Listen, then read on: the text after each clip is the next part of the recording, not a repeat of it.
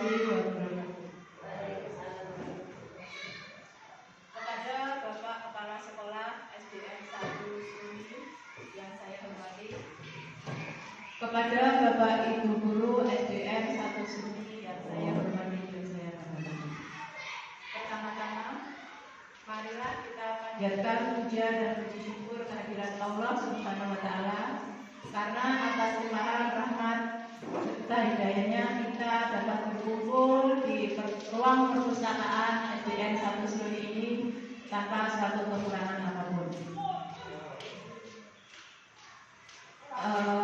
Sebelumnya saya mohon maaf karena telah mengganggu waktu Bapak Ibu Guru yang seharusnya ini sedang melaksanakan mengerjakan administrasi sekolah, tapi sudah kiranya menghadiri acara diseminasi ini karena tugas dari CGP yang sedang saya lakukan.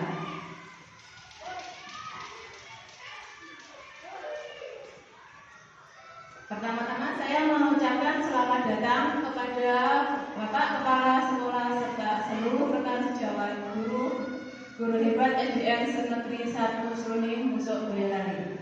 Mari kita belajar bersama, saling berkolaborasi demi terciptanya budaya disiplin positif di sekolah kita yang tercinta ini.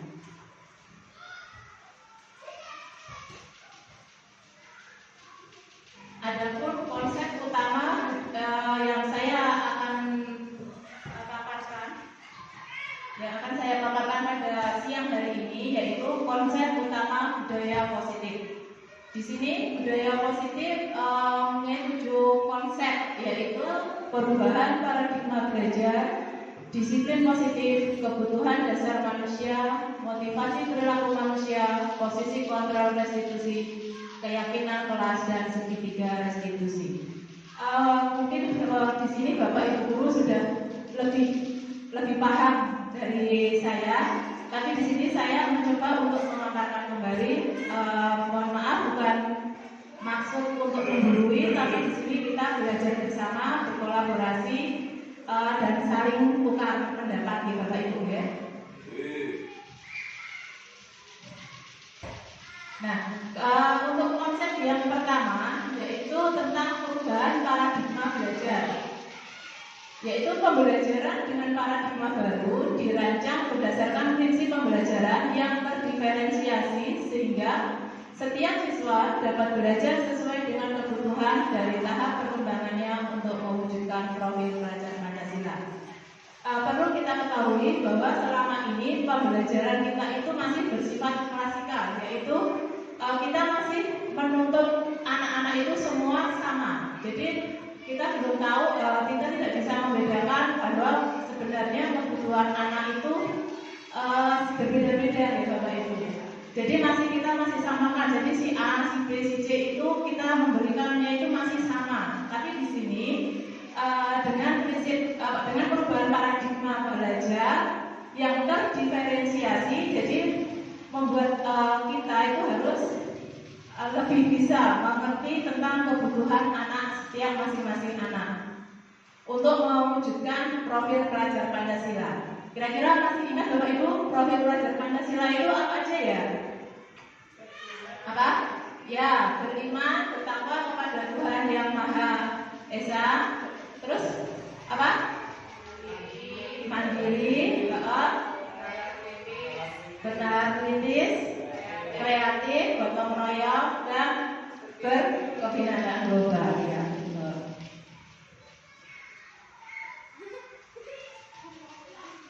Nah, untuk sebelum kita ke disiplin positif, mari kita mencoba permainan dulu ya Bapak Ibu ya.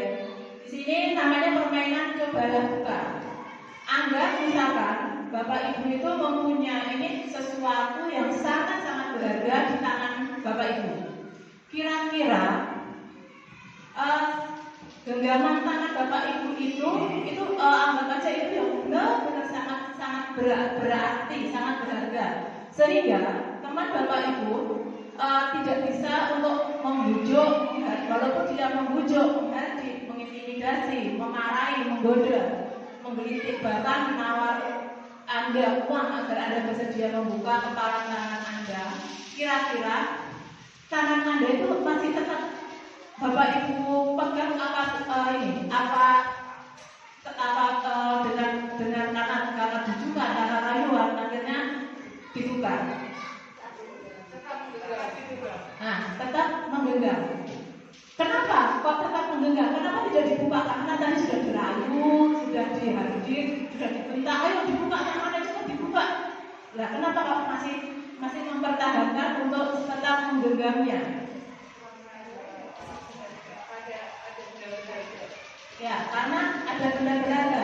Nah, dalam kegiatan ini, siapa yang memegang kendali atau kontrol untuk membuka tangan itu?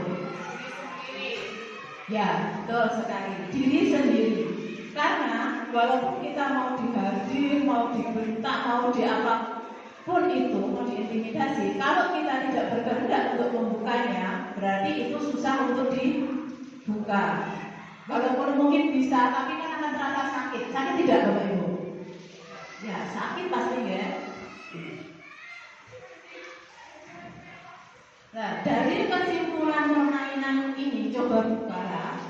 Permainan tersebut menunjukkan bahwa sebenarnya pemegang kontrol terkuat dari diri kita, itu diri kita sendiri.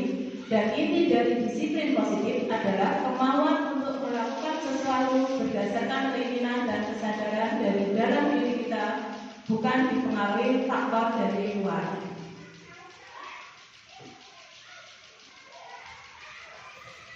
Sekarang kita menuju konsep kedua, yaitu disiplin positif. Mungkin Bapak Ibu sudah paham tentang disiplin. Kira-kira apa itu disiplin Bapak Ibu? Ya, kata disiplin itu identik dengan kepatuhan. Jika dibawa ke dalam pembelajaran, maka yang terbayang adalah murid yang patuh pada tata aturan kelas, patuh pada tata aturan sekolah, dan jika melanggar akan terkena hukuman. Jadi di benak murid itu kalau aku melanggar mesti aku dihukum, seperti itu.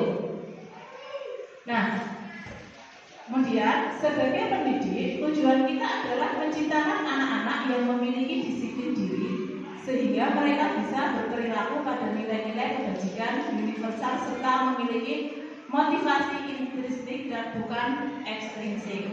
Nah, seperti yang tadi yang kita praktekkan, itu termasuk apa? Dari dalam diri. Berarti intrinsik apa ekstrinsik Bapak Ibu? Intrinsik. Sepakat deh? Berarti disiplin positif itu yang terbaik harus dari dalam diri. Kemudian disiplin positif merupakan salah satu cara penerapan disiplin yang bertujuan untuk menumbuhkan kesadaran diri serta memperdayakan anak untuk melakukan disiplin tanpa ancaman, sogokan atau hukuman. Berarti anak-anak itu yang kita mau itu jangan sampai dia disiplin tapi karena rasa takut. Wah, liwat mau nak sekolah orang nganggo topi, berarti aku kok dihukum di depan lapangan, di depan teman-teman. Jangan sampai anak berpikir seperti itu. Jadi anak mau berangkat sekolah, andaikan topinya itu hilang apa-apa merasa takut mau berangkat ke sekolah, mau masuk aja sudah takut.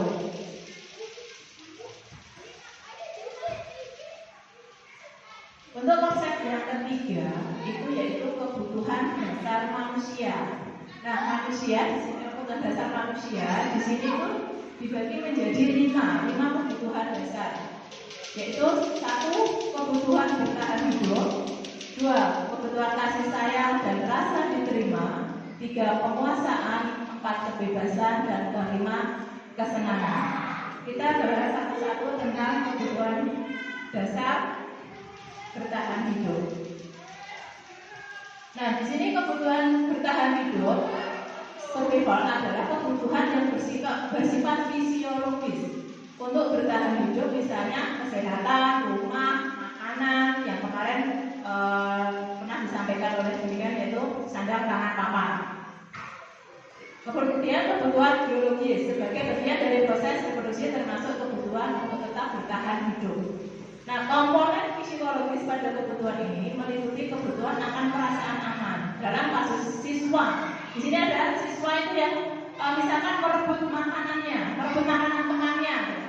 Lah kebutuhan biologis yang mencoba kita, kebutuhan bertahan hidup yang coba kita gali di sini, itu kenapa kok sampai anak itu merebut makanan temannya?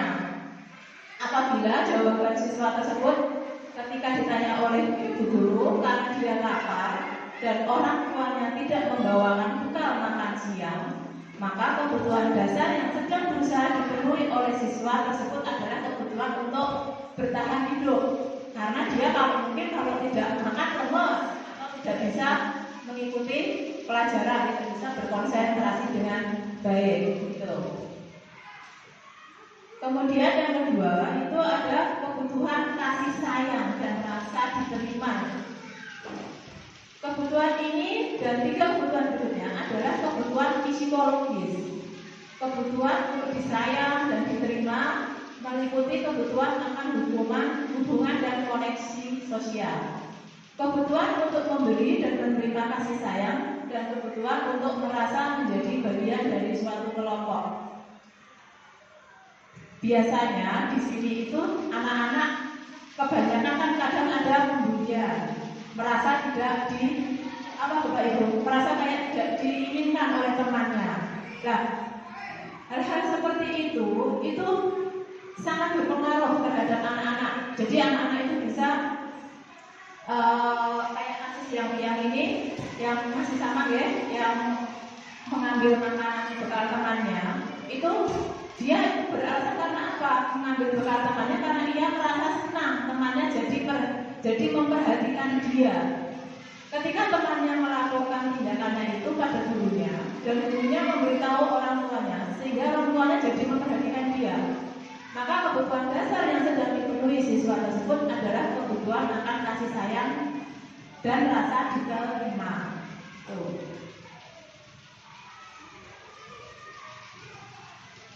Yang ketiga yaitu penguasaan.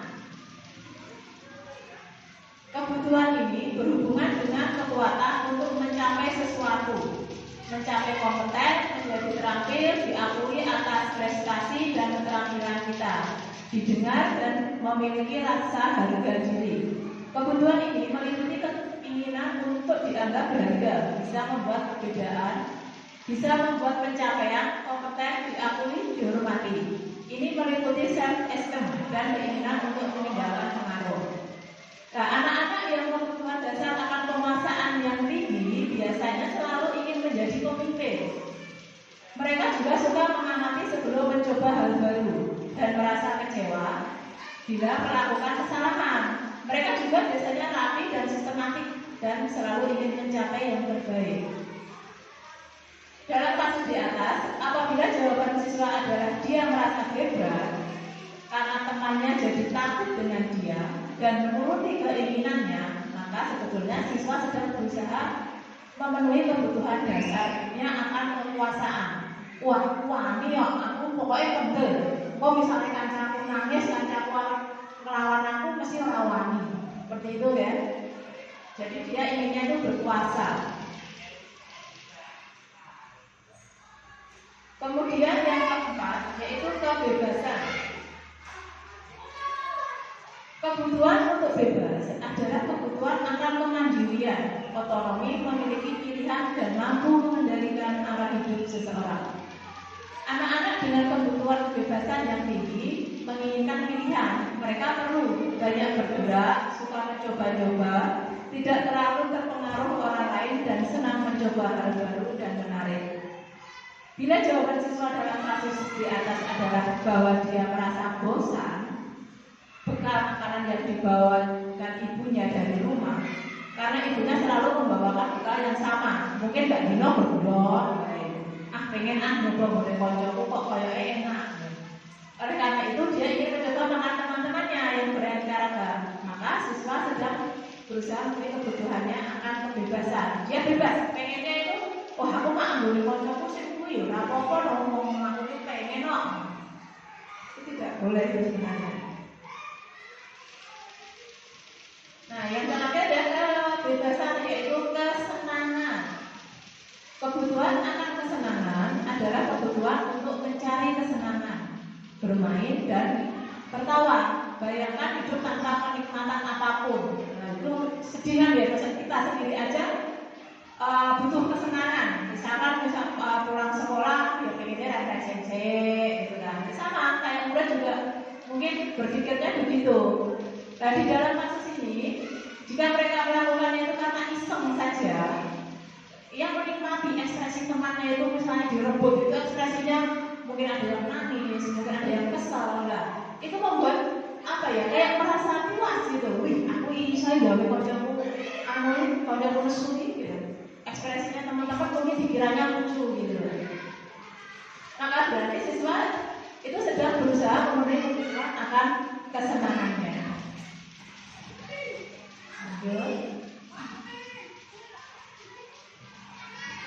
Untuk konsep yang keempat, yaitu motivasi perilaku manusia. Nah, seperti yang tadi, menurut Dian Goss dalam bukunya Restructuring School Discipline menyatakan ada 3 alasan motivasi perilaku manusia, yaitu 1, untuk menghindari ketidaknyamanan atau hukuman. Seperti tadi, kita murid-murid mungkin nurut dengan kita.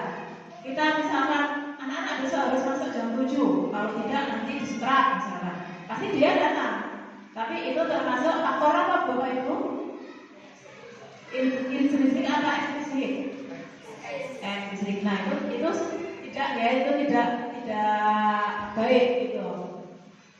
Kemudian yang kedua, untuk mendapatkan imbalan atau penghargaan dari orang lain. Misalkan anak disuruh anak mengerjakan soal, nanti sing iso cepet-cepetan kok diparingi hadiah, kok ditumbaskan permen guru misalkan seperti itu. Berarti anak itu pengen mengerjakan dengan cepat karena dia berpikir aku entok berarti dapat hadiah, ada pamrihnya berarti. Itu juga dihindari. Nah, yang ketiga ini untuk menjadi orang yang mereka inginkan dan menghargai diri sendiri dengan nilai-nilai yang mereka percaya. Nah, itu tadi sama seperti yang kita coba praktekkan tadi. Itu bagaimana anak itu bisa melakukan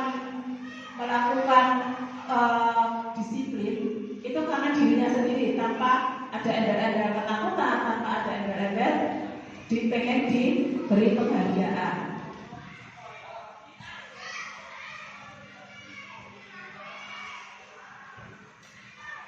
Nah, di sini ada konsep disiplin dengan identitas gagal.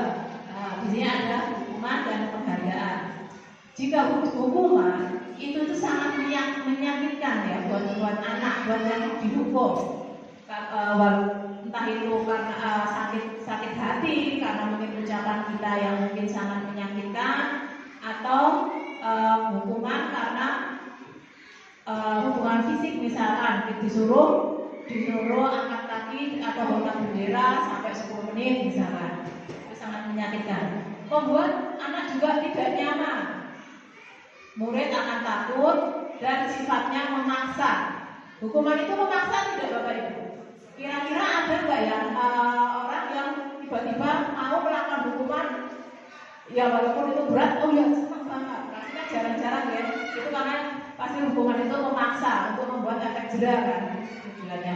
Terus kemudian murid menyembunyikan kesalahan. Jadi kalau diberi hukuman, misalkan anak tadi tidak mengerjakan PR, orang yang ngaku.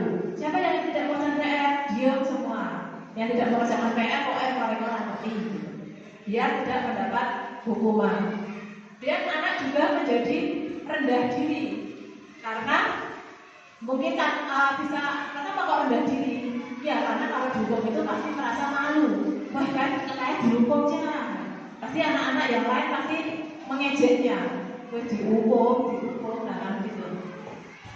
Kemudian konsep disiplin dengan terjaga juga penghargaan. Penghargaan itu ternyata ikut dalam konsep disiplin dengan identitas gagal.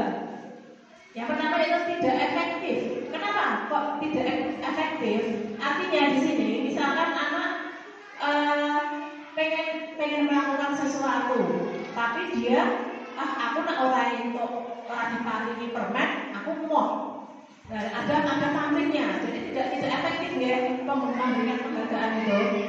Kemudian merusak hubungan atau sifat iri. Biasanya ada misalnya yang pintar selalu dikasih pujian, selalu dikasih reward apa gitu. Teman-teman yang lain yang merasa dirinya itu mungkin tidak pintar atau nggak pernah mendapatkan reward, pasti merasa kok kui terus, bu guru ini kasih gitu. Yang diparingi pasti kui terus.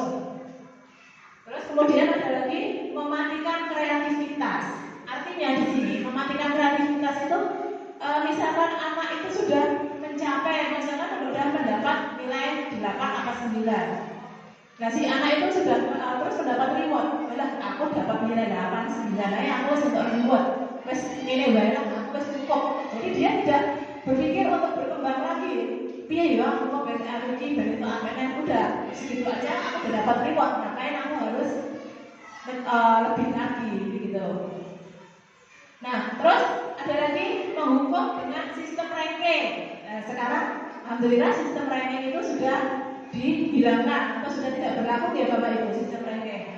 Kalau dulu kan masih ada, zaman saya sekolah itu sistem ranking masih ada. Jadi ketika nilai kita di bawah itu pasti membuat rasa kayak malu, kecewa. Aku bijiku elek isin aku karo koncoku. Pasti merasa seperti itu. Maka sekarang sistem ranking itu sudah dihilangkan. Kemudian ada lagi yaitu merampas hak menghargai dirinya. Misalkan kita di rumah saja, misalkan kita mengajari anak-anak kita di rumah misalkan, itu seperti anak saya yang masih kecil, misalkan dia bisa membaca, udah bisa membaca atau bisa menghitung, dia udah puas sebenarnya, dia bangga, ini aku sudah bisa membaca. Tapi kita membeli reward, misalkan ide kamu sudah bisa membaca, ini tak belikan es krim. Nah di sini tuh dia akan merasa kayak harga dirinya itu kayak ya aku itu sudah berusaha, aku sudah berusaha begini, kenapa cuma rewardnya hanya sekedar es krim gitu loh. Jadi di sini kan merasa menghargai dirinya itu salah satunya seperti itu. Lanjut.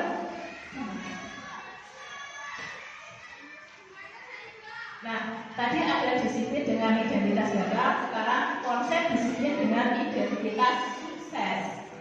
Nah, di sini ada dua, konsekuensi dan restitusi. Kalau konsekuensi itu adalah satu itu penguatan jangka pendek. Kenapa kok jangka pendek? Karena sifatnya itu hanya kayak sementara gitu loh, langsung hanya sementara. Jadi kemungkinan habis itu anak mungkin sudah lupa dengan konsep itu. Terus kedua, perlu monitoring berkelanjutan. Nah, monitoring berkelanjutan itu misalkan di sini kasusnya anak menumpahkan minuman temannya. Nah, kita harus kita monitoring. Oh, besok-besok dilakukan lagi atau enggak? Kalau misalkan besok masih dilakukan lagi, kira-kira anak itu bagaimana perawaannya, sikapnya bagaimana?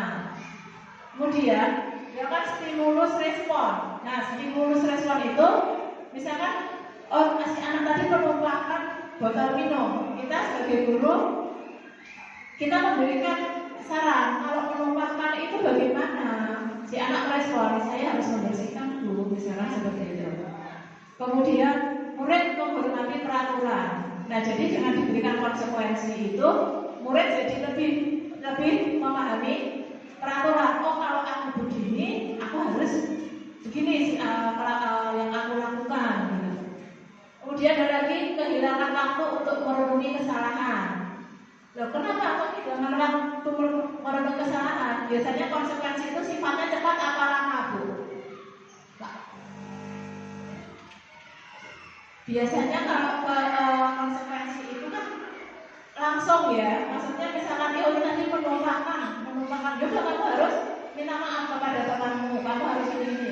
Nah, kamu harus membersihkan. Itu waktunya itu cepat. Jadi anak itu belum bisa merenungi, aku salahku apa ya kok tiba-tiba aku langsung bersih, padahal aku pengen jalur maksik misalkan seperti itu.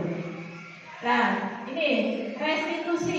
Mungkin saya juga baru mendengar tentang restitusi setelah mengikuti CGP ini ya, sebelumnya saya juga belum tahu itu restitusi itu apa. Nah, di sini kalau restitusi itu anak itu dapat bertanggung jawab untuk perilakunya. Jika dia berbuat, ya dia harus bisa bertanggung jawab. Itu yang pertama. Yang kedua, fokus pada pemecahan masalah jangka panjang. Jadi anak diberi untuk dia bisa memecahkan masalahnya sendiri.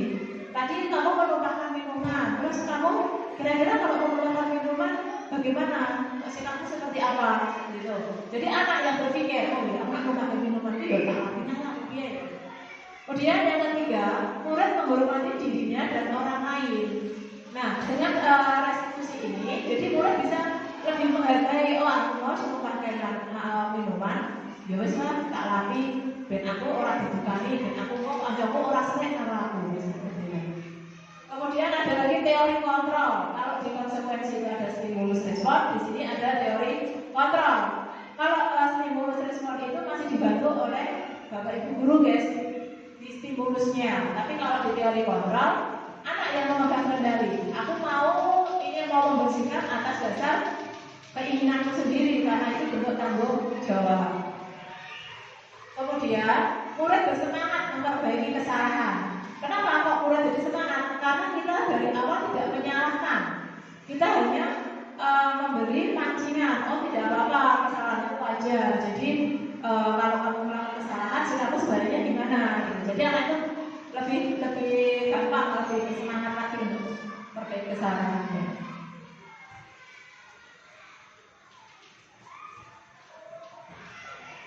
Kemudian konsep disiplin atau pendekatan restitusi, sebuah cara menanamkan disiplin pada murid. Nah di sini pengertian restitusi adalah proses menciptakan kondisi bagi murid untuk memperbaiki kesalahan mereka sehingga mereka bisa kembali pada kelompok mereka dengan karakter yang lebih kuat. Itu menurut Gosen 2004. Kemudian ciri-ciri restitusi itu satu, bukan menebus kesalahan, namun belajar dari kesalahan. Jadi dia merasa, oh iya, aku ini mau gini, pas menumpahkan minuman, aku kudu sesok aku orang dari meneh, maka udah disuruh untuk membersihkan. Terus kemudian memperbaiki hubungan.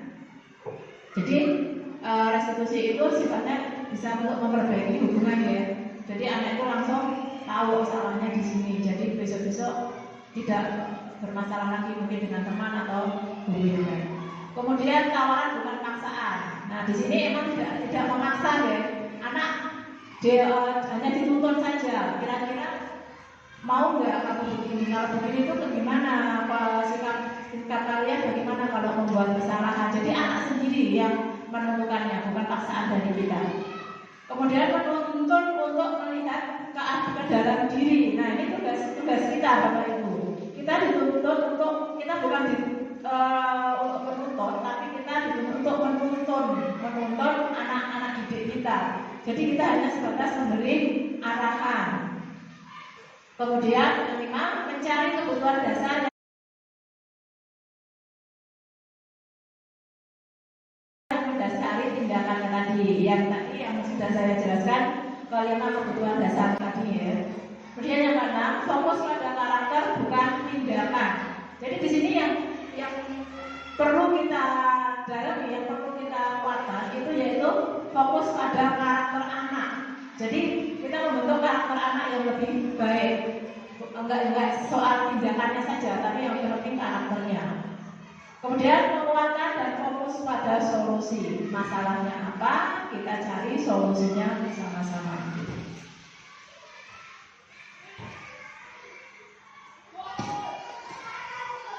Nah di sini untuk perbedaan antara hukuman, konsekuensi, dan restitusi. Misal kasusnya itu siswa tidak mengerjakan PR. Kalau hukuman itu kan guru pasti menghukum siswa tersebut misalkan hormat bendera selama 10 menit. Nah itu kan pasti hukuman. Siswa kalau nggak mau harus mengikutinya. Dan kalau nggak guru marah dan murid akan menjadi takut. Kemudian untuk konsekuensi, guru memberikan konsekuensi untuk mengerjakan PR yang saat istirahat atau dikerjakan sebanyak 3 kali. Ada pilihannya, orang langsung dihukum. Terus yang terakhir, guru itu tegas dan siswa menghormati peraturan. Itu kalau konsekuensi. Nah, kalau restitusi itu guru menanyakan dulu keyakinan kelas Jadi tidak langsung didoktrin, wah gue salah ini, gue kudu ini, itu enggak. Guru harus menanyakan dulu, kenapa kamu berbuat kesalahan, alasannya apa. Kemudian guru terbuka dan siswa hormati dirinya dan orang lain.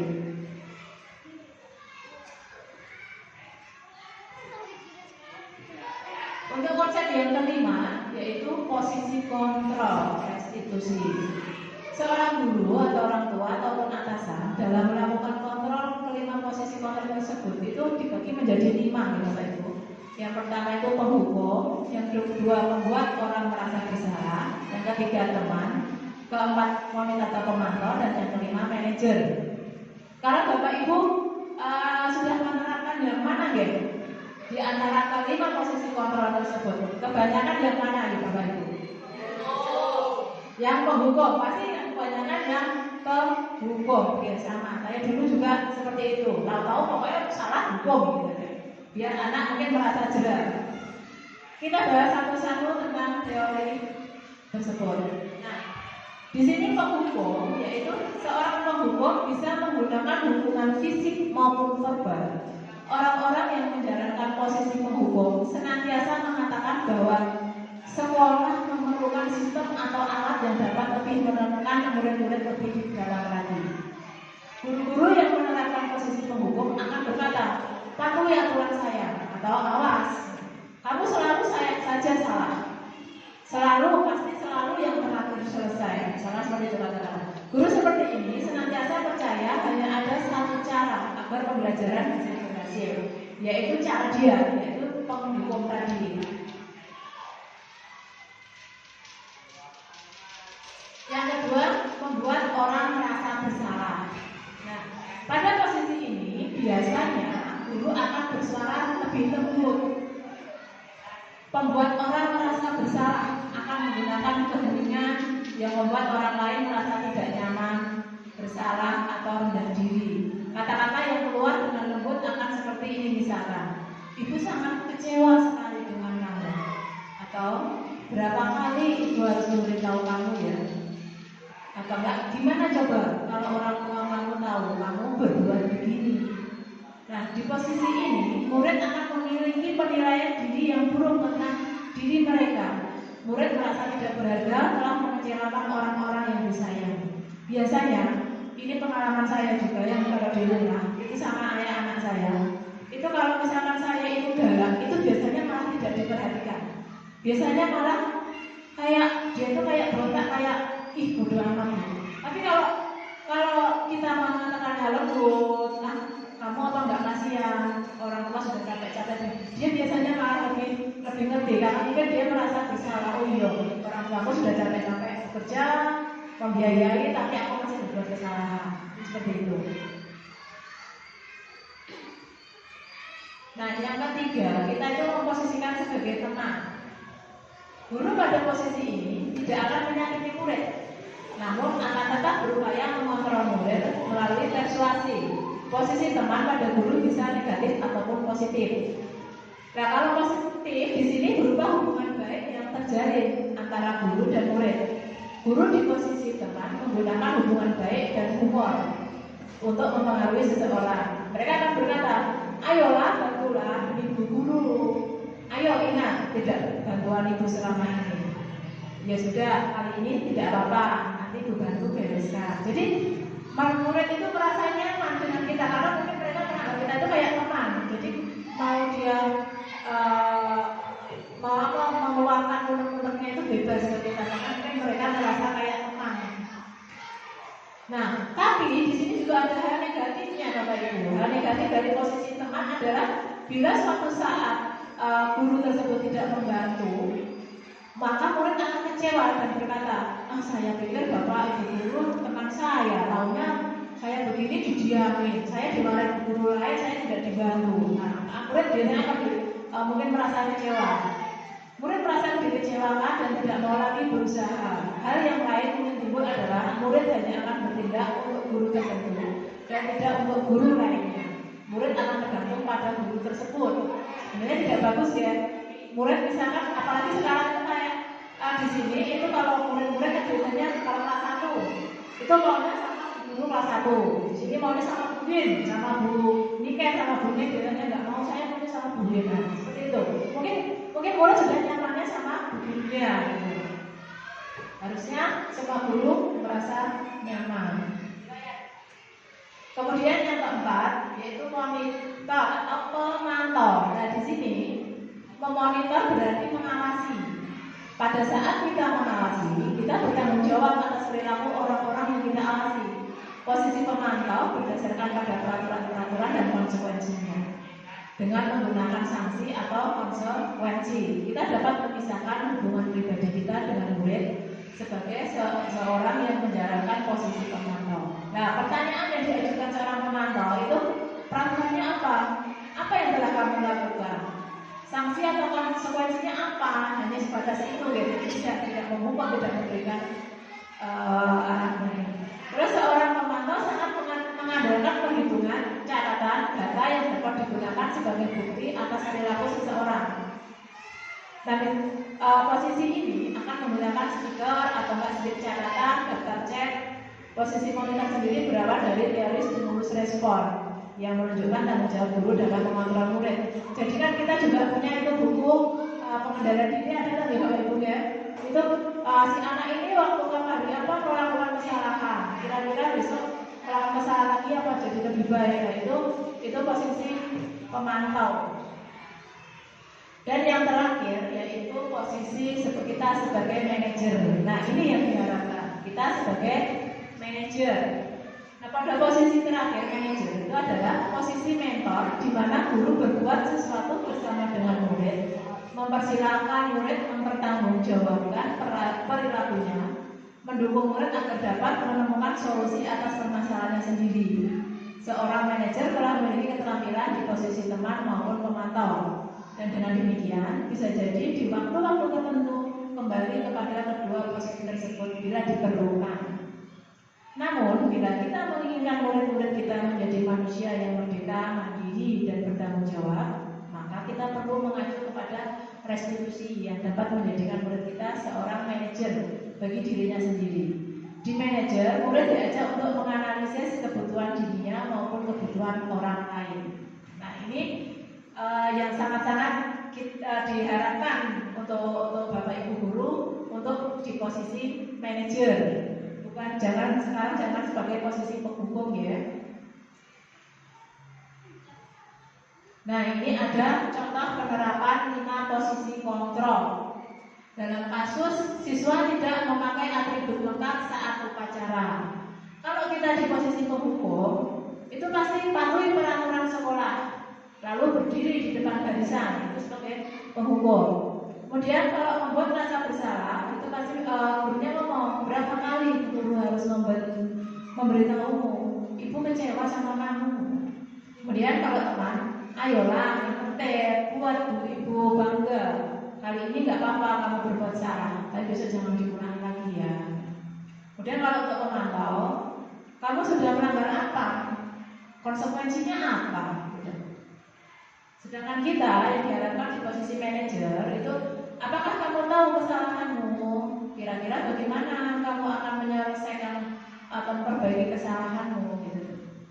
Jadi jangan langsung dihardi. Nah, untuk konsep yang keenam yaitu keyakinan kelas. Mengapa keyakinan kelas? Mengapa kok tidak peraturan kelas saja? Kenapa Bapak Ibu? Nah, di sini saya menyiapkan soal pemantiknya ya. Misalnya ada pertanyaan, mengapa kita memiliki peraturan tentang penggunaan helm saat mengendarai kendaraan roda 2 atau sepeda motor? Kenapa kok kita harus memakai helm? Kenapa tidak langsung jalan saja? Kenapa Bapak Ibu? Karena biar aman. Terus yang kedua, mengapa kita memiliki peraturan tentang penggunaan masker dan mencuci tangan setiap hari? Kenapa kok kita sekarang ini harus digalakkan mencuci tangan, menggunakan masker? Itu untuk apa? Untuk kesehatan ya. Berarti untuk kesehatan, untuk biar aman, itu namanya keyakinan. Berarti kalau kita itu pengen aman, ya kita kalau naik kendaraan bermotor harus memakai helm. Itu bedanya peraturan sama keyakinan. Kalau kita pengen sehat, pengen tidak sakit, ya kita harus rajin cuci tangan, memakai masker, begitu ya. Itu keyakinan.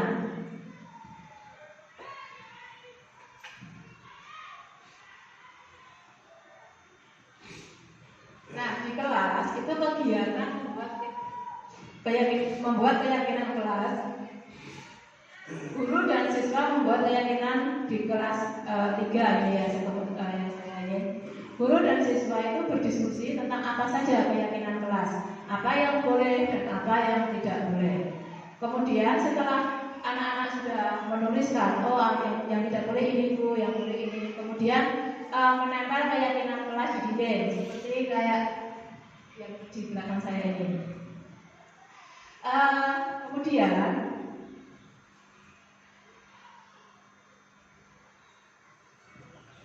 keyakinan kelas itu untuk pembentukan keyakinan kelas itu hendaknya bagaimana? Keyakinan kelas itu hendaknya bersifat lebih abstrak. Jadi jelas orang-orang cuma kayak yang sulit dimengerti anak itu enggak. Keyakinan kelas dituliskan berupa pernyataan-pernyataan yang universal. Misalkan kayak tadi, misalkan tidak boleh makan di dalam kelas, tidak boleh meminta makan kelas, yaitu lebih dipermudah lagi gitu kan. Jadi peraturannya tidak boleh melanggar apa gitu. Kemudian pernyataan keyakinan kelas senantiasa dibuat dalam bentuk positif. Misalkan kata-katanya saling menghargai, gitu, saling menghargai teman atau saling menghargai gurunya. Kemudian keyakinan kelas sebenarnya tidak terlalu banyak sehingga mudah diingat dan dipahami oleh semua warga kelas. Jadi anak-anak itu biasanya lebih singkat aja, tidak usah dengan kata-kata yang terlalu bertele-tele. Dia keyakinan kelas sebenarnya sesuatu yang dapat diterapkan di lingkungan sesuai dengan kondisinya.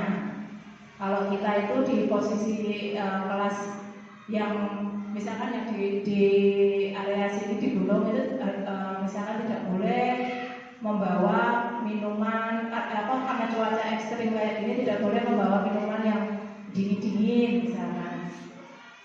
Dia semua warga kelas hendaknya ikut berkontribusi dalam pembuatan. Di sini yaitu yang berkontribusi itu antara murid dan guru wali kelas. Kemudian ada lagi keyakinan kelas lewat kegiatan curah pendapat. Jadi anak yang memberikan ide-ide. Oh Bu, ini harusnya begini ya Bu. Kalau mau pipis bisa izin. Kalau mau mengerjakan soal misalnya bisa harus tunjuk tangan dulu atau gimana gitu. Terus yang terakhir yaitu bersedia meninjau kembali keyakinan kelas dari waktu ke waktu. Maksudnya begini, kalau kita itu sudah mempunyai keyakinan kelas tapi masih dilanggar dan dilanggar terus, itu bisa kita ubah keyakinan kelasnya. Mungkin nanti ada konsekuensinya atau bagaimana gitu ya. Tidak selalu harus menggunakan yang di awal.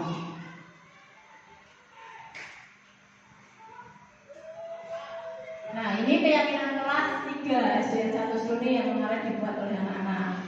Yaitu antara lain disiplin waktu, belajar dengan giat dan percaya diri, saling menjaga kebersihan dan keindahan, saling menghormati sesama, saling membantu dan bekerja sama, menghargai guru atau teman yang sedang berbicara. Terus kemudian selalu menerapkan 5S, senyum, salam, sapa, sopan santun. Kemudian yang terakhir gemar membaca dan menulis sebagai budaya literasi.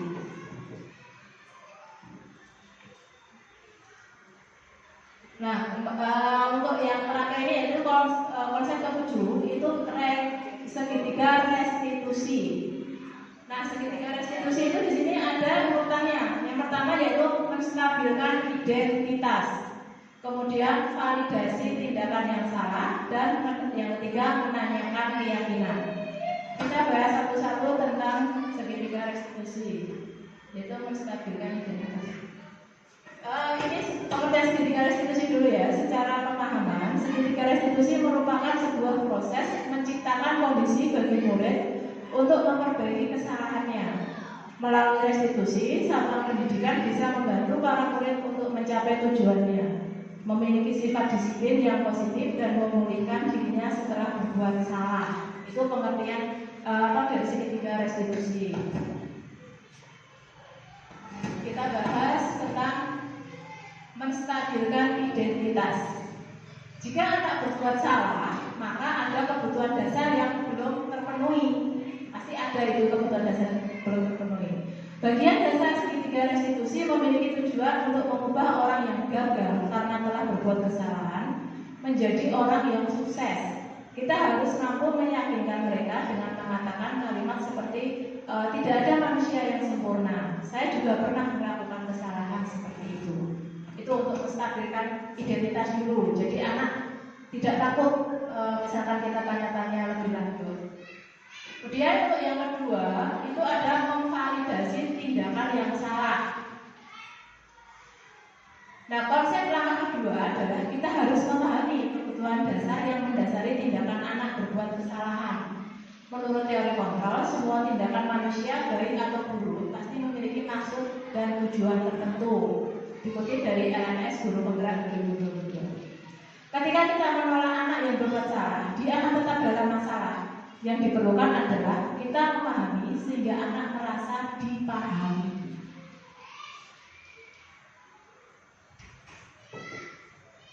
Untuk yang ketiga yaitu menanyakan keyakinan. Nah, teori kontrol menyatakan bahwa pada dasarnya kita termotivasi secara internal ketika langkah 1 dan 2 sudah sukses kita lakukan. Maka anak akan siap untuk dihubungkan dengan nilai-nilai yang dipercaya dan berpindah menjadi orang yang dia inginkan. Penting bertanya pada anak tentang kehidupan nanti yang dia inginkan. Ketika mereka sudah menemukan gambaran masa depannya, guru dapat membantu untuk tetap fokus pada gambarannya. Itu menyatakan keyakinan. Nah, di sini ada cuplikan. Mari kita bicara tentang realitas kita. Apa yang kita percaya dan mana yang kita mau lakukan. Kamu harus apa? Disiplin. Harus disiplin. Ya, harus disiplin kelas ya. Nah, betul sekali. Kamu masih ingat dengan keyakinan kelas kita. Nah, sekarang kita kembali saat kamu melakukan makan di kelas tadi. Apakah saat kamu makan di kelas tadi, kamu sudah melakukan disiplin kelas? Belum. Nah, tapi kamu mendapatkan rasa kesenangan waktu kamu makan di kelas tadi. Saat guru sedang memberi pelajaran, kamu malah asik makan. Nah, kayak gitu tanpa rasa bersalah karena kayak gitu memberikan orang lain. Bagaimana menurut kamu? Baik nggak kayak gitu? Nggak baik ya. Nah, sekarang mari kita selalu mendengarkan keyakinan kelas kita. Dan akan kamu tahu apa yang harus kamu lakukan untuk memperbaikinya. Tidak mengulangi lagi. Kemudian kamu harus apa teman-teman? Iya, betul. Kamu harus meminta maaf pada teman-teman juga. Kamu di sini melakukan kesalahan.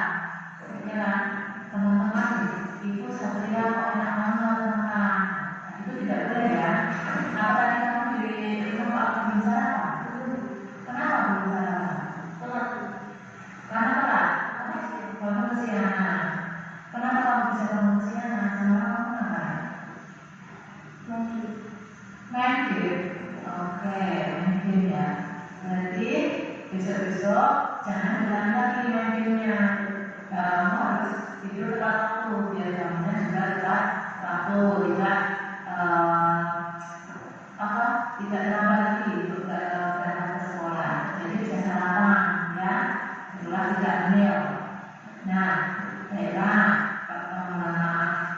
kamu duduk di mana sekarang, kembali ke tempat duduknya untuk melakukan pembelajaran selanjutnya. Ya, sama-sama. Semoga kamu menjadi orang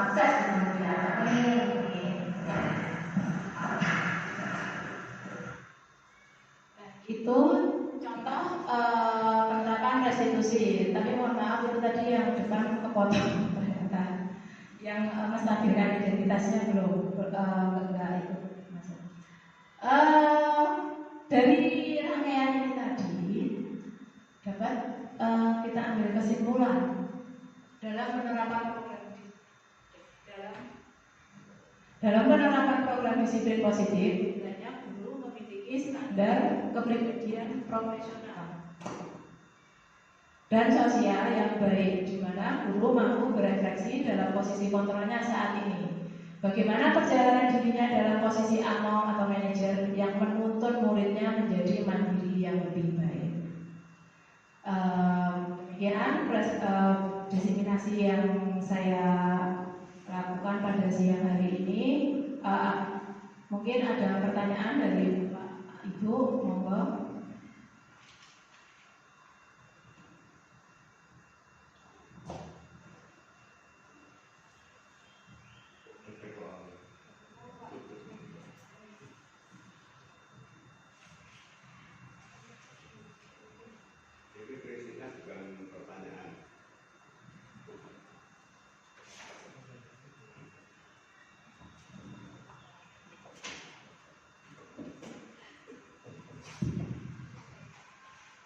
Terima kasih Pak Woro yang telah menyampaikan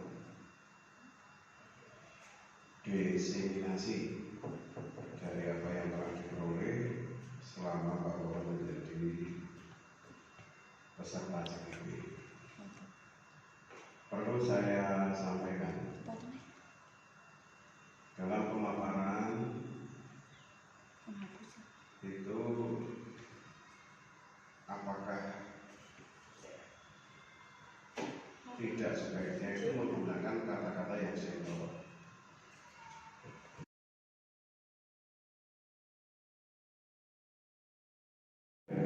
Pada acara diseminasi yang disampaikan oleh Pak Woro ini, kami berharap benar-benar kepada Bapak Ibu guru semuanya yang belum bergabung atau mendapat giliran selaku guru CGP, ini mohon juga partisipasi aktif ataupun bersungguh-sungguh di dalam mengikutinya.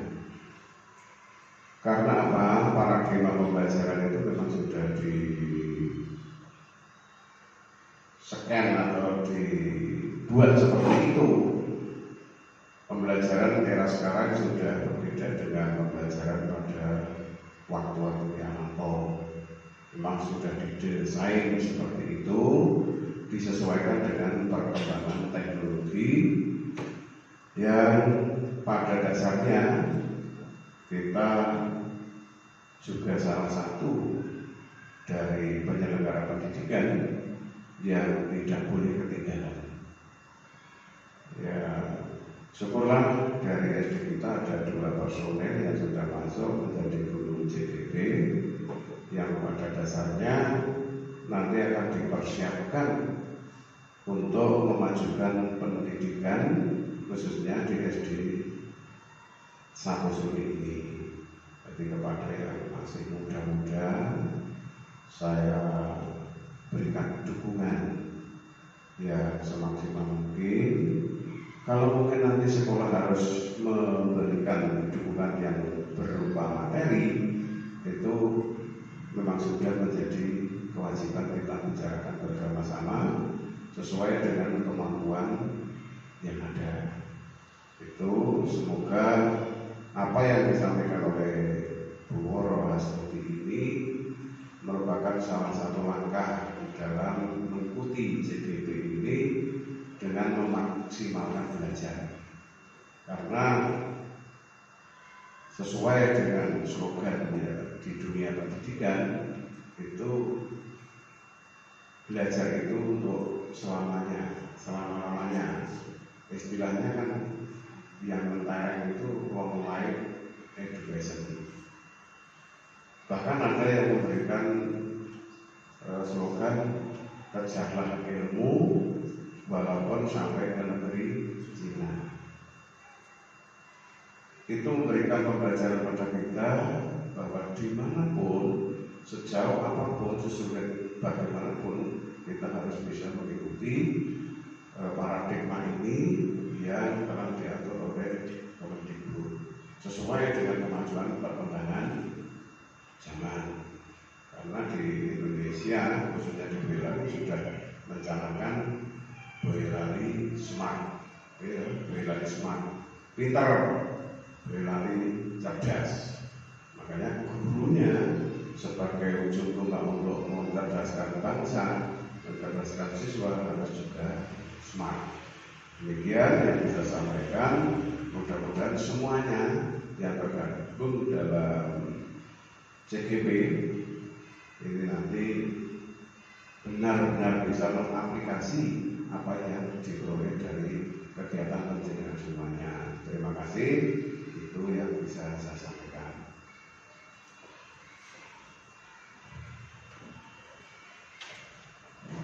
Terima kasih kepada Bapak Kepala Sekolah yang sudah memberikan dukungan buat kami yang mengikuti CGP ini. Semoga dengan dukungan Bapak Ibu guru semua, kami bisa lanjut sampai nanti akhirnya selesai ini. Demikian yang bisa saya sampaikan Bapak Ibu untuk acara pada hari ini. Mohon maaf jika ada salah-salah kata, jika menyinggung Bapak Ibu, saya mohon maaf yang sebesar-besarnya. Penutup kata, wassalamualaikum warahmatullahi wabarakatuh.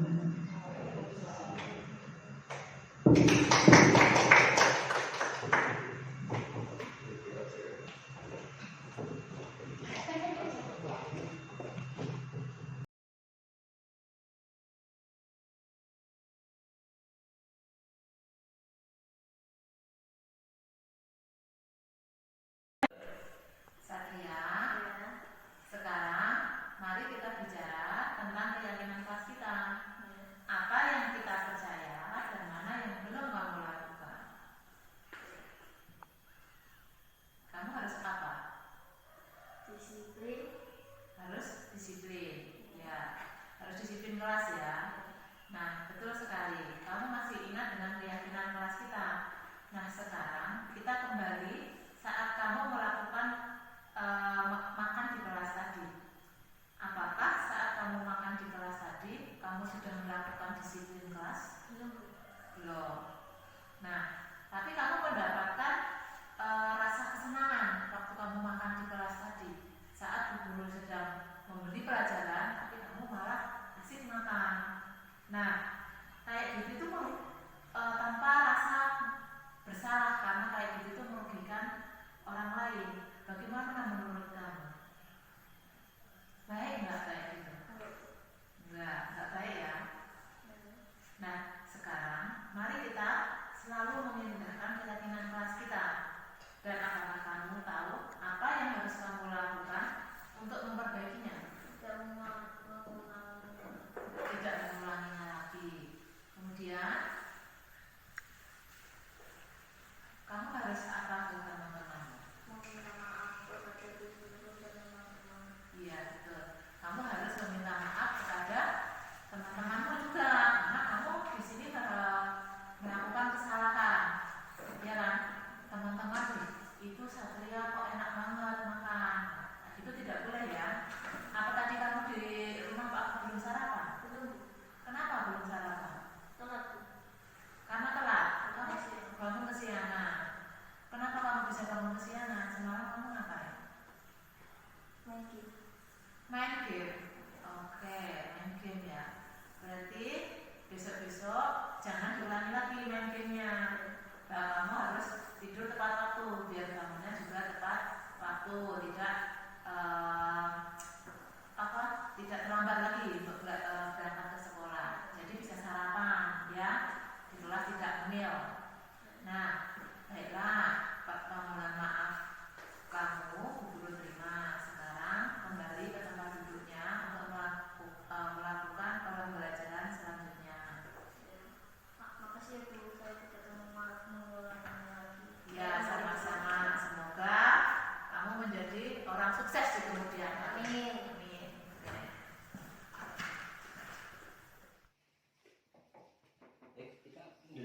Nanti beda Ya. nggak tertawa kalau Masuk, ada. Nuk. Sini. Waalaikumsalam. Ayo duduk, Nak. Gimana kabarnya hari ini? Ya, bagus sehat. Sehat, alhamdulillah ya. Ya, alhamdulillah. Udah sarapan tadi? Bun. Udah sarapan. Belum. Hanung, hari ini gimana? Perasaannya senang nggak berangkat ke sekolah? Ya, senang. Senang. Hanung rajin belajarnya. Bu Guru dengar-dengar kayaknya Hanung akhir-akhir ini sering nggak mengerjakan tugas. Males. Kenapa? Kalau di rumah nggak mengerjakan tugas, kenapa? Main game, Bu.